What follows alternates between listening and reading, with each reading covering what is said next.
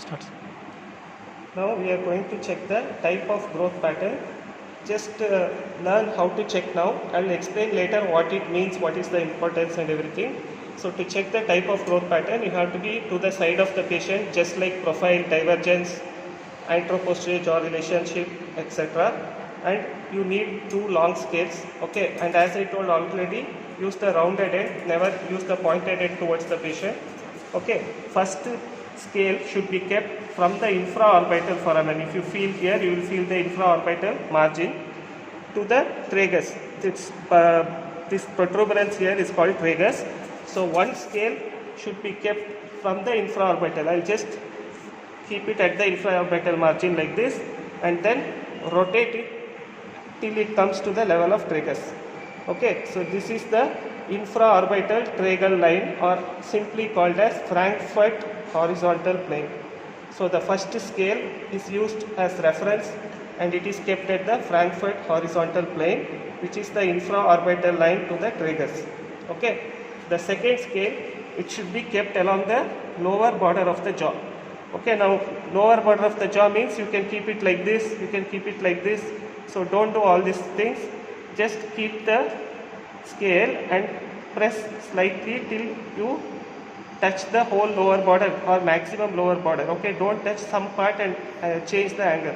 So you should keep the scale against the lower border, making sure that the whole lower border is touching. Okay, so first is the reference plane, Frankfurt horizontal plane from the infraorbital margin to the tragus. Okay, and keep that scale. Okay, and keep it so that extra scale is available behind. And then the next scale you should keep is the lower border of the mandible.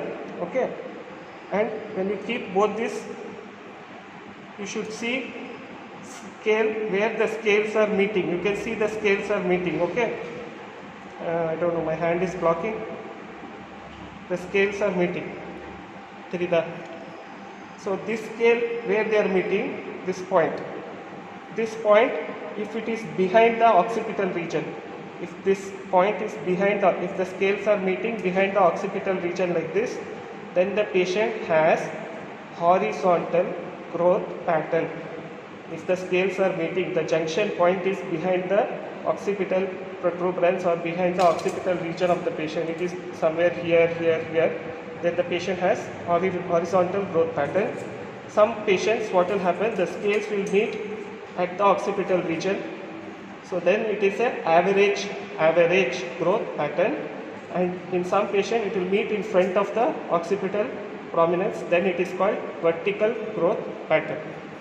I'll repeat again. Behind the occipital protuberance is the junction point, horizontal growth pattern.